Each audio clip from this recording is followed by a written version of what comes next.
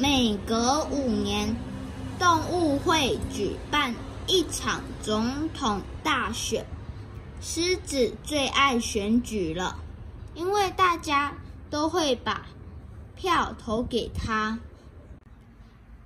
他只要很生气地站在山丘上问：“谁要投票给我啊？”大家就会异口同声地说：“我们都要投给你。”然后大家就能尽情享用香甜的小点心和草莓奶昔。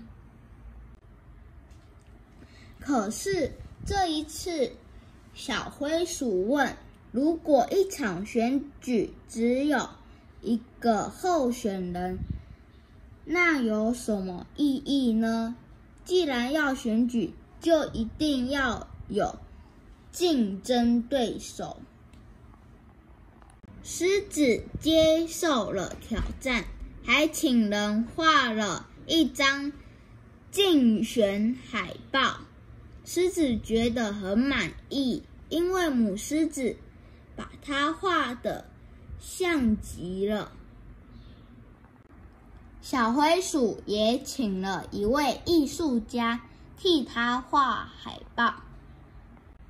投我一票，和我共创微笑人生鼠党竞选总部。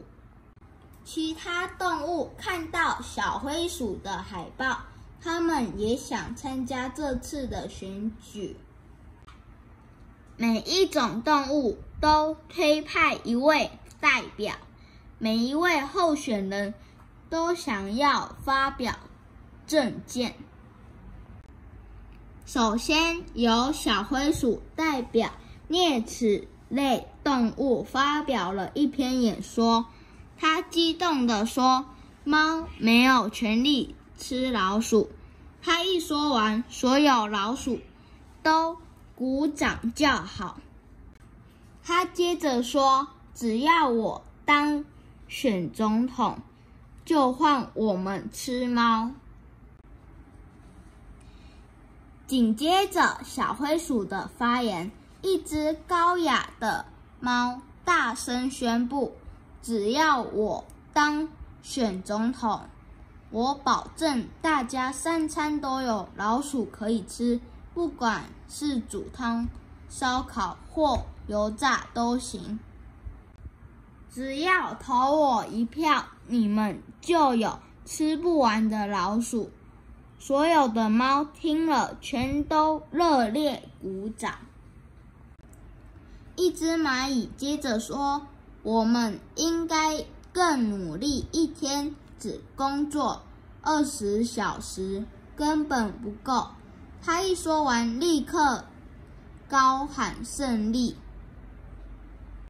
在慷慨激昂的演说之后，绵羊突然高举旗帜说：“我的羊毛只属于我，谁都不能拿走。只要我当选，一定严格禁止剪羊毛和打毛线。”接下来换鲤鱼发言。鲤鱼对于水源保护区有一些很好的想法。他说，即使碰到干旱，也能让动物们有水喝。可惜大家都听不懂他在说什么，只听到一阵咕噜咕噜的声音。鸵鸟滔滔不绝地发表了一篇精彩演说，是关于一座崭新的飞机场。他说，机场里要有免税商店、停车场，还要有4条飞机跑道和1条地下铁路。但是当大家问他钱要从哪里来，他立刻把头埋进沙里。德国狼犬主张法律与秩序至上，所以每只动物都应该佩戴项圈。狐狸一边提倡废除所有的界限，一边斜眼偷看铁丝网里的鸡。牛羚保证给大家一个万物平等的乐园，在乐园里，大家都吃一样的食物，穿一样的衣服，唱一样的歌曲，彼此相亲相爱，共享清凉的泉水。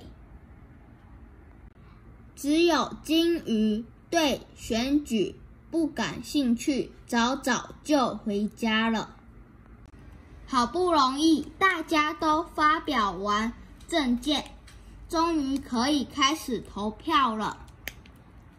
因为是无记名投票，所以大家都不知道是谁投给谁。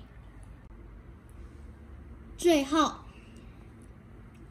鼹鼠宣布开票结果，每一位候选人各得1票，狮子0票，还有1张废票。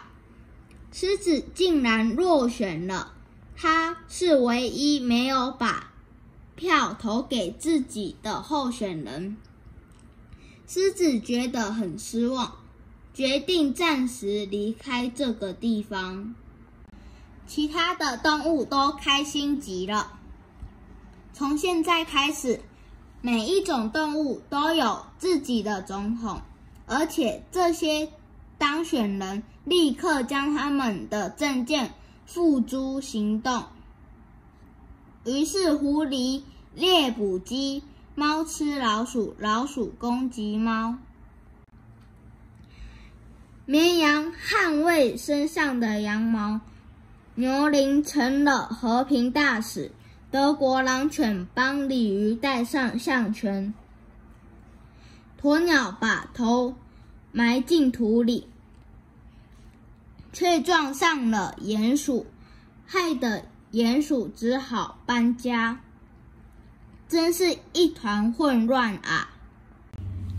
整整2个星期，森林变成战场，动物们为所欲为，不再遵守任何法律和秩序。狮子站在高高的山丘上，无奈地摇着头。这时候，小灰鼠出现了，他问：“我们现在该怎么办呢？”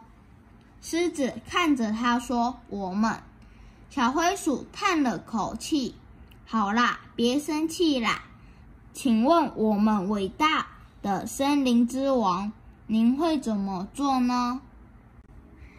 狮子深深地吸了一口气，大吼一声：“停止！我们要重新选举！”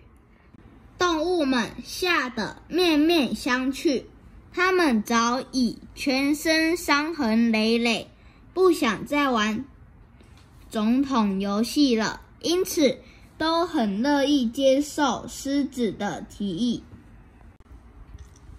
狮子站在一片荒凉又混乱的大地上问：“谁要投票给我啊？”动物们满怀希望，一起大声说：“我们都要把票投给你。”狮子再度以最高票当选，他还依照大家的才能选出内阁官员。最后，大家开心地围在一起，享用香甜的小点心和草莓奶昔。